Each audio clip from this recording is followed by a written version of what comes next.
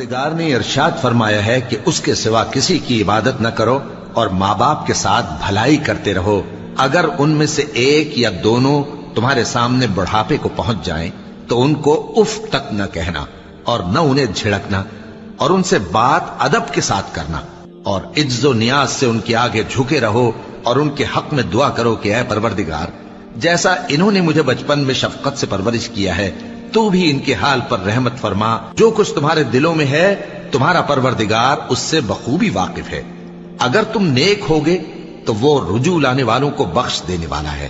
اور رشتہ داروں اور محتاجوں اور مسافروں کو ان کا حق ادا کرو اور فضول خرچی سے مال نہ اڑاؤ کہ فضول خرچی کرنے والے تو شیطان کے بھائی ہیں اور شیطان اپنے پروردگار کی نعمتوں کا کفران کرنے والا یعنی ناشکرا ہے.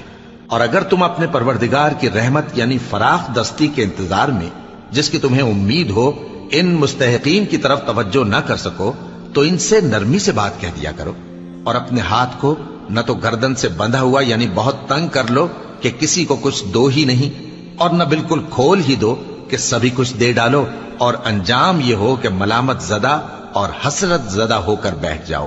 بے شک تمہارا پروردگار جس کی روزی چاہتا ہے فراخ کر دیتا ہے اور جس کی روزی چاہتا ہے تنگ کر دیتا ہے.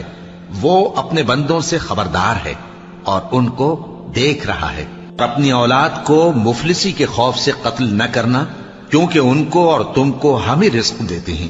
کچھ شک نہیں کہ ان کا مار ڈالنا بڑا سخت گناہ ہے. اور زنا کے پاس بھی نہ جانا کہ وہ بے حیائی ہے اور بری راہ ہے. اور جس جاندار کا مارنا اللہ نے حرام کیا ہے اسے قتل نہ کرنا مگر جائز طور پر یعنی بفتوائے شریعت. اور جو شخص ظلم سے قتل کیا جائے ہم نے اس کے وارث کو اختیار دیا ہے کہ ظالم قاتل سے بدلہ لے تو اس کو چاہیے کہ قتل کے قصاص میں زیادتی نہ کرے کہ وہ منصور و فتح یاب ہے. اور یتیم کے مال کے پاس بھی نہ پھٹکنا مگر ایسے طریق سے کہ بہت بہتر ہو یہاں تک کہ وہ جوانی کو پہنچ جائے. اور عہد کو پورا کرو کہ عہد کے بارے میں ضرور پرسش ہوگی. اور جب کوئی چیز ناپ کر دینے لگو تو پیمانہ پورا بھرا کرو اور جب تول کر دو تو ترازو سیدھی رکھ کر تولا کرو. یہ بہت اچھی بات اور انجام کے لحاظ سے بھی بہت بہتر ہے. اور اے